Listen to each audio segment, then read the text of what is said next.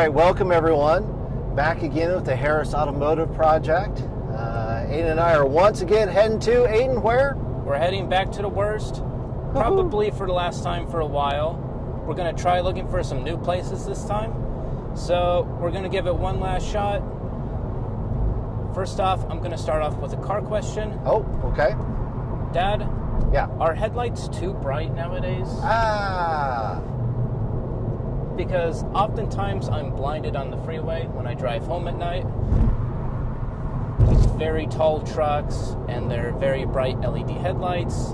No matter how clean my windshield is, no matter how glossy it is, it just completely blinds me. I really can't see where I'm going in my rearview mirrors. They end up becoming more of a suggestion rather than I can rely on them. Most of the times I just have to use the force. To guide you? Yeah, what are your thoughts on it? Well, clearly it's only lifted Dodge Ram trucks that are behind you most of the time, right? No, not all the time. That is 90% the culprit, is a lifted Ram truck. So with the invention of like LED technology, right? Everyone's in a hurry to put in the latest, greatest headlights. And they work great. They work amazing. Yeah. For you. Yeah. I guess that's where, like for me on this, it has those LED headlights. And they work really great at night.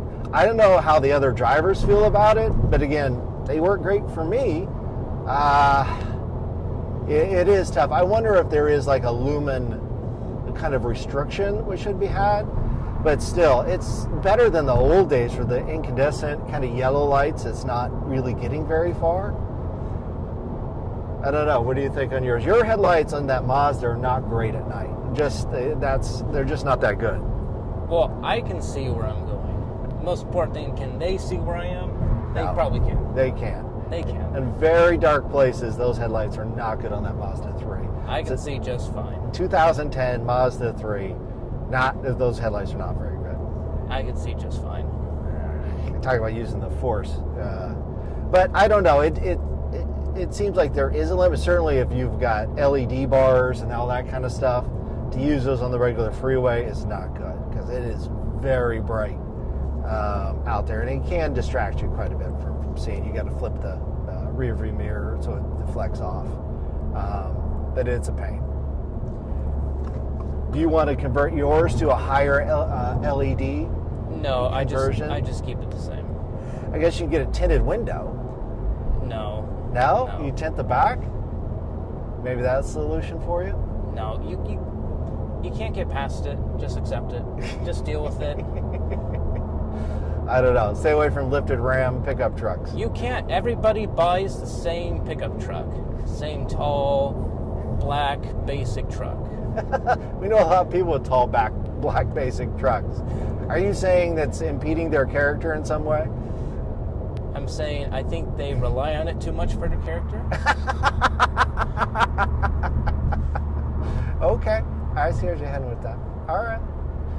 Very good. So, yes, bright LEDs, safety, it's great for you. I don't know how it is for other people.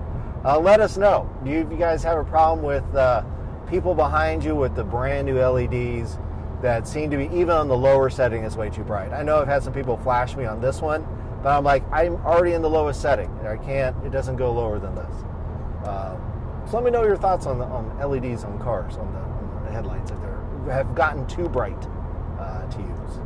Now, I've seen some cool technology that I think Audi that was developing, where it literally, like, the individual lights can, like, move and adjust. Right. So as you're behind a car, it'll, like, kind of split it apart so it doesn't light up that specific car. Oh, wow. That's pretty cool. But who knows how expensive that may be. It's on an Audi first, Yeah. right? Well, it starts there and then trickles down. And it trickles down, of course. Because everyone's using this LEDs to like do all kinds of fancy lights and put them in weird places. I say weird, or new places, and do like dancing effects and all kinds of stuff. But eventually, all that stuff will filter down through regular cars. Which, you know, I'm sure there's some sort of computer algorithm that can adjust to if you have traffic on the road and whatnot, which sounds like maybe that Audi is doing. Well, the crazy stuff they can do with the radar systems and everything. It's crazy. Give Germans enough money, they can do anything. Yeah. And if you give them enough resources, they can make it happen. So. Right. I mean, probably too complex to work on. But, okay. You're right. All right. I think this leads into my question for you. Uh-oh. Are you ready? I'm ready. What is the most toxic car culture? Oh. So what car culture has ruined a car brand the most? Because all cars have a certain type of person that's kind of like people identify with buying a certain car or truck or motorcycle, right? So what's the most toxic of those? Which has ruined a good brand? Like specific brands in general? Yeah, or it's like what brand do you think like toxic fan or toxic car base has ruined? Hellcats. Ah. Hellcats, because those are the people that go into Bay Bridge and do donuts. Right. They go into intersections of busy streets, doing donuts and drifts, running people over. That just has unfortunately, I think that makes a massive stain on car community, car culture, and everything. That only gets looked at in a negative light. So Dodge Challenger Hellcat. Because you see all those TikTok, Instagram videos. Right. They're all in Hellcats. Chargers, Challengers. It's always those cars. So when you think of the image of a Hellcat buyer, what's in your mind? Sweatpants, hat backwards. Okay. Earrings. Yeah.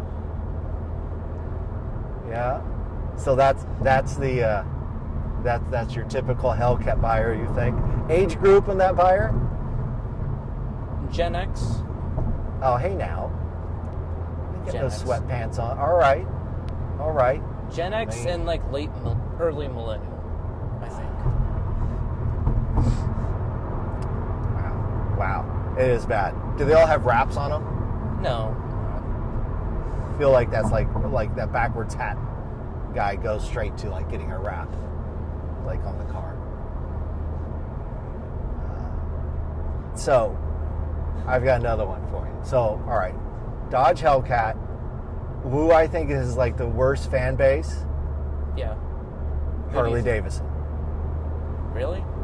Yes. What do you think of Harley Davidson? Their days are kind of over, Dad. It's kind of not the same. I think I missed my turn off. Dang it. You think their days are? So, what do you think of your buyer of a Harley Davidson? Older, obviously. Yeah. AARP. Ow. Okay.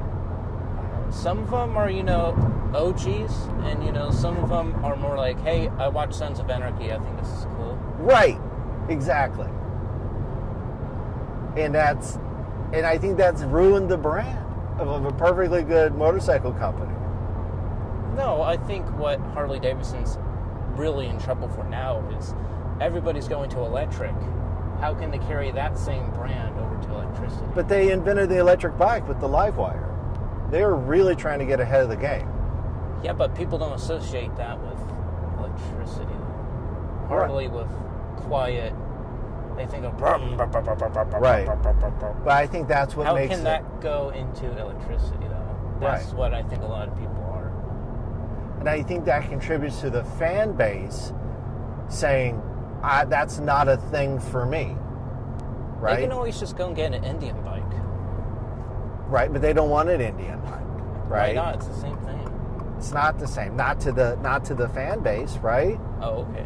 Right? The Harley's a Harley, and it's not going to be like an Indian or anything else. But I think Harley has tried really hard to market itself to a new brand of customers, right? Because they're looking at their demographics, right? The demographics are mostly, people who are older, much older, and, let's be honest, people who, probably can't afford the Harley that they want, right? So Harleys aren't cheap. They're a luxury good. I mean, they're a nice item, but is that a hip, cool bike that young people are buying? Yeah, I think you really have to target to that new generation, the younger generations. Yeah, but how is that not ruining their brand name? Because then all the original fans are like, "Oh, you're ruining the brand."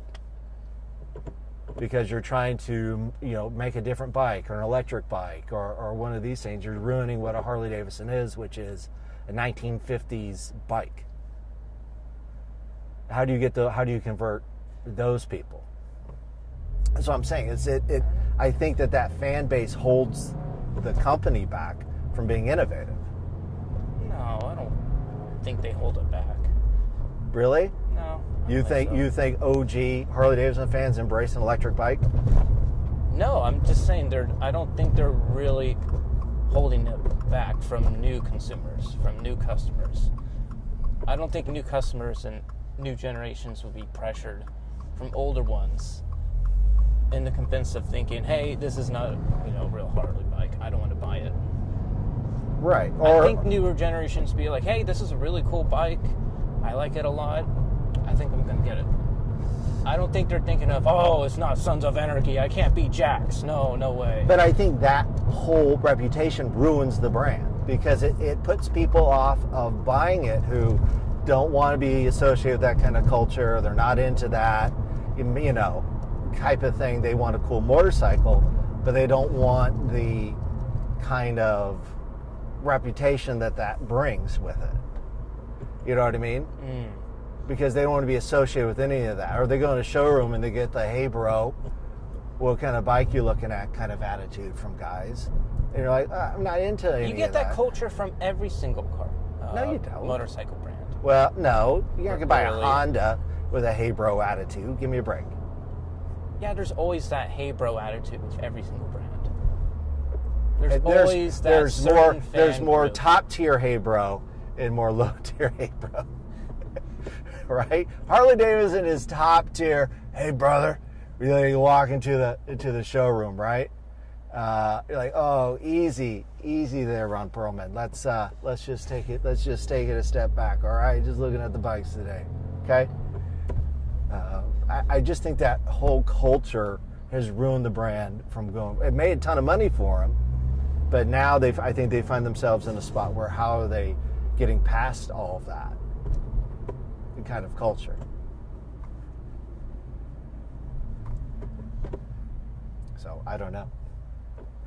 What other kind of toxic ones do you think of? There's Dodge. Well, I was thinking more like, besides, the Bay Area takeovers, I was thinking of, like all these more prestigious car people that, buy and collect all these cars and say, like, Porsche is a great example, unfortunately. You can't get, an 80s 911 Turbo without an arm and a leg. Oh, there's no way.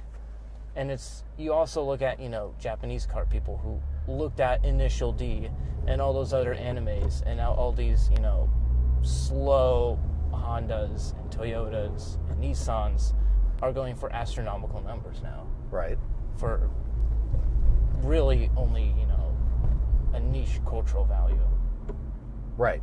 Because that's supply and demand, right? So, I mean, there's not a ton of those in the States probably. And everyone watched those, so it's really popular. It was driving up the price. I think that's more toxic than, You think so? Car collecting, so people who buy and sell cars like stocks. Yeah, I think that is more frustrating and kind of irritating than, right. Hey, bruh, I like your bike, bro. Well, I don't know. I think we're gonna get some Budweisers. Well, not anymore. Oh. Now it's Cervezas. But yeah, I think that hurts a brand terribly. Boy, are we late today? This is a popular place. I still think that hurts the brand immeasurably. And everybody's like, if you said Porsche, right? Who's the typical buyer for a Porsche, right? Snobby accountant, right? Doctor, right? And then the capabilities of the exact same car, Lamborghini, right? Who buys a Lamborghini? Instagrammers with money. Instagrammers with money, with a backwards hat and spangly jeans around their butt, right? That's going to be a Lambo. Same money, same performance, right? One's considered classy, and the other one is, trash. Yeah, but with Porsches as a car, you can kind of get away with it a little bit. Yeah, but that's the reputation, is like you have a Porsche, you got taste. Most Porsches that were made are still on the road today. Right. Like, they really retain their value. Okay. It's Like, because the Lambos have been Instagrammed to death and end up around a pole. Yeah, and then the value's gone. Yeah. Most people who drive a Porsche don't do that. No, because they're snobby accountants. Yeah, they're snobby accountants, and they're not Instagram influencers. That's why. It's not the car. It's the drivers, right? All right, let's get some food, and we'll continue on from there. All right, guys, and we're back from the worst, which is always the best. I'm so full. Delicious. I had the Southwest burger, which was outstanding. It's turkey patty with peppers, jalapeno, and cheese. Wonderful. And, of course, the onion rings. Aiden, what'd you get? I had the American Classic Burger, just your classic cheeseburger with a lot of meat on it. I think we go there too much. A little bit. We're going to try someplace new, but it's always so good. And they're always so welcoming. They're really so friendly. Again, you get the chance, you're here in Hillsburg, please stop by and see them because it's a wonderful experience. All right, Aiden, you're up. Next question. All right, it's not really a question, but, it's the F1 summer break from Formula One. Yep. It's going to be a month without any race. No. I got to tell you, I'm not missing it. You're not missing Formula One? It's your favorite. It is, but, it's like, Now, isn't the next race Vegas? No.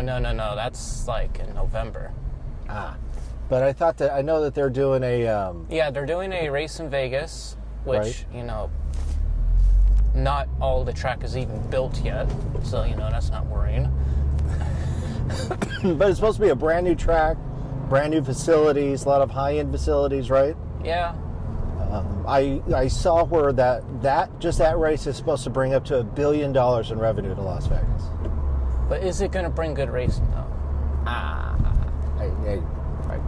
think it's going to bring good money. It'll bring a lot of money, which is what the organizers and the managers at Formula One need. Right.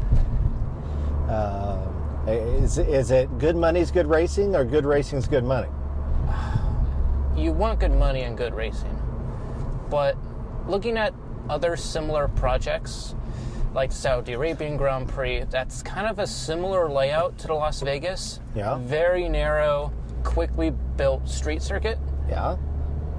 It wasn't so much good racing, more just like a disaster. Why was it a controversial. disaster? Well, it was during the 2021 season. Max Verstappen and Lewis Hamilton battling. Just a lot of poor coordination from the stewards and a lot of confusion during communications. And also, the track is very narrow. None of the marshals can clear any debris from the track. So, any little mistake can lead to a giant accident. There was like 3 red flags, so the whole race was stopped. It was just, more of a disaster fest rather than, good racing. So is the layout for the Vegas going to be long straightaways followed by a lot of hairpins, or how's the venue? It looks bizarre. I thought it was more for like Trans Am racing rather than Formula One racing. Okay. I saw a meme where it was, it looked like a pig, but upside down. Okay. Like the spider pig from Simpsons. Yeah. It was like, the long straight down the Las Vegas Strip, Right. past all the famous casinos and hotels. Right. And then just random kind of right angle turns. You had one long kind of turn that goes around. I'm like, okay. Okay. Oh, well, it's in America, so we have a hard time not making it an oval. So anything other than an oval is hard for us. Americans have the best circuits in the world, and they're not ovals. Well, Laguna Seca is wonderful. Laguna Seca, Sonoma. Virginia, Sonoma, Lime Rock, VAR. We have so many that are not ovals. Now, the most important question is going to be on this first Vegas one. Is it going to be more or less cringe than Florida? Oh. That's really the question. Because it's in Miami, right? That's where they did it. It's going to be more cringe. Do you think it's more? It's going to be How way more could it cringe. be more cringe than the Miami one? Because at Miami, I saw it was mostly just fans. You also had the celebrities. Yeah. But with Vegas, I think you're going to see a lot more the celebrity side than the fans. So you think it's going to be super cringe? Because those fans are so... I'm like, this is not NASCAR. You know, look at this. Stop it. You know, and they're just... I don't think they knew how to react to Formula One. No, and I really didn't see, like, real motorsport fans with them. Right. Because I've been to races, and that's how nobody acts. Right. Nobody chases the driver down with their iPhones trying to get a picture of them as they just crawled out of their broken car. Right. No, that's not really how racing fans react. So behave. What are you guessing the audience, the number of people in attendance is going to be there? Oh, it's going to be record-breaking. You think so? Everybody from around the world is going to go to Vegas. A, for the gambling, and it's a destination. Right. And Formula One. So, get two birds stoned at once, I guess. So you're going to see a lot of, what you're saying is a lot of planes from Dubai and Abu Dhabi are going to be there? No, it's just going to be packed. It's going to be crazy crowded. There was a race last year at Monza, the Italian Grand Prix. It was absolutely terrible for the fans because it was just so crowded. It was so crowded. It took like 2 hours just to get to your paddock seat. Yeah. And not only if you wanted to get drinks, if you wanted to get snacks, that took like another hour to do that. Yeah. That and the combination of like the 100-degree weather that was that day. I think I may see something similar to that during the Vegas Grand Prix. What do you think the ratio to like race fans versus just event seekers are going to be? Like, I'm here because it's, I have a luxury box, or I'm here because I'm in Vegas and it's just going to be cool. What do you think that ratio is going to be? I think it's going to be kind of the same mix from like a normal Grand Prix. So you have So you have those celebrities, and then you also have the fans and the people that showed up. Because these tickets, they're not cheap. They're like $300. Right. They're probably going to go for even more and, be way more expensive since it's Vegas. So expect tickets to be like $500 to $1,000. Well, you saw what the luxury box is going to be, right? Oh, it's like gonna $20 be grand. Thousands and thousands for... Yeah, $20,000 for the luxury suite. For one race. Yeah. But, they're not going for the race. They're going to, publicity, hey, I'm a celebrity. I'm going to all these celebrity things. Right. Formula One is one of them. Right. Get to do this cool thing. I think the British commentators are going to be doing the grid walks, going up and trying to meet celebrities. Yeah, of course. Oh, that's going to be so funny. Yeah. Well, it's going to be part of their job, right? Like, hey, I need you to go talk to so-and-so. If they struggled at Miami with that, oh my goodness. Oh my God. Did they struggle with that? Yes. All these bodyguards saying, you can't talk to my client. You can't talk to my client. Well, it's my job to talk to your client, and they're on the grid, so. Right. Yeah, that's part of it, right? It's all part of the advertising and marketing. Definitely. And it really irritates me as a racing fan because you have all these amazing tracks in North America that American racing fans go to multiple times a year. Right. If F1 wants to get more American fans, they have to go to tracks Americans really go to. And they have to be affordable. Right. Because most people, they can't afford a $500 ticket per person. Yeah, but that has not been the trend. The trend has been up and up. Like, charge more, charge more, charge more. Nothing's gotten cheaper. And they just seem to keep ratcheting that price up for anything. especially luxury goods like a race ticket or something like that. Not even IndyCar is not that much. IndyCar was like $200 a person, which was a lot, but still a lot. It's not, $600 to $1,000. I am disappointed that Laguna Seca really doesn't. Oh, oh, it's gone. I'm not. All right. All right. We're back. We're back. Technical difficulties, but now we're back. We're back. Everything's fine. Nothing to see here. Smile and wave. Smile and wave. Aiden. All right. All right, you ready? Yep. So I've been online looking at bikes, but yeah, accessories for the car. And upgrade, all kinds of stuff. Which there's plenty for this thing, this WRX. So, as we see in the car culture out there, car landscape, at what point is it too much? Like, at what point is it one too many spoilers? Is it the rims? Is it where you're looking at a car and it goes from, oh, that's cool, to, oh, someone should have talked to that person about that? Where it annoys me is where they start to go all racer boy with it. Yeah. Like, I'm like, okay, calm down. You're stuck in traffic on the 101, okay? Yeah. You're not a racing driver. Right. What's the deal with the cambered wheels in the front? I think that's what I'm looking at a lot of like now, where the wheels are towed out. No, that does nothing good for your tire. If you're on a racetrack, they're barely cambered, so when, there's a load on the car, you still have some grip on the tire. Yeah. But on the freeway, it does nothing for you. On country roads, it does nothing for you. You have to be going like 100 miles an hour or 80 miles an hour, even, to have reason to do that. It seems to be popular. You know what I mean? So they have like finger wells, and I'm like, it's a lot of stickers on your car, buddy. Yeah, I'm like... but again, like you start, I get the feeling that you start, right, and you add one thing. And it's like any other thing. You add one, and you're like, well, one other thing wouldn't hurt. And then you add another thing. You're the one that wants the deck spoiler or something? I do. But then I'm afraid of, like, because they offer so much for, it's just decorative. Yeah, it does absolutely nothing for your air. No, but it looks cool. Yeah. But I don't want it to be, like, cringy. That's why I'm avoiding it, because they have, like, the big wing I can put on there. I don't want that. Yeah, a small little spoiler is fine. I'm like, oh, that looks nice. Oh, that matches the car. I'm like, well, okay. Because I don't want this to look like everybody else's.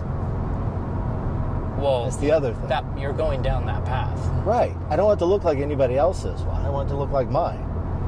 But at one point, is it like, oh, sir, that's not, you should not have dragon wheels on your car. Well, yeah, dragon or wheels. Or a light kit. Bad, poor taste. Poor taste.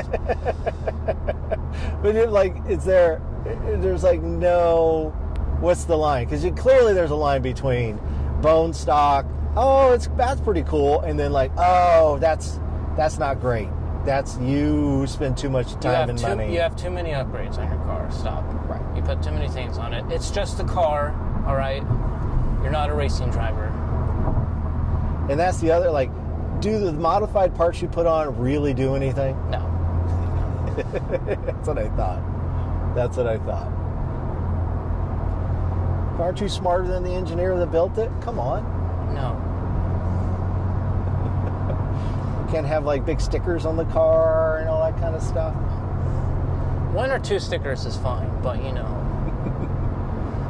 not too much. They make tons of aftermarkets for your car. No, I'm not going down that road. Okay, do you get turbo on there for sure? No. So you can get a factory Mazda speed turbo on there. Come on. Why? And just put more pressure through the engine. That just makes it, make it pop. Yeah. 200,000 miles. I'm sure it's fine. 260,000 miles. 260,000 miles? Oh my God. It's still putting along. Yeah, it's fantastic. Mazda's great. I wish Mazda, if you're listening, come on the Mazda Speed. Why not? It's a hot hatch. Come on, let's go with the Mazda Speed. It'd be great. All right, everyone. Thank you so much again for joining us for Harris Automotive Project. Episode 3, thank you so much. And again, thank you to the Worst for letting us do some filming there and having some delicious food. Once again, please like and subscribe. Leave a comment below as we continue to try to grow the channel. Thank you, everyone.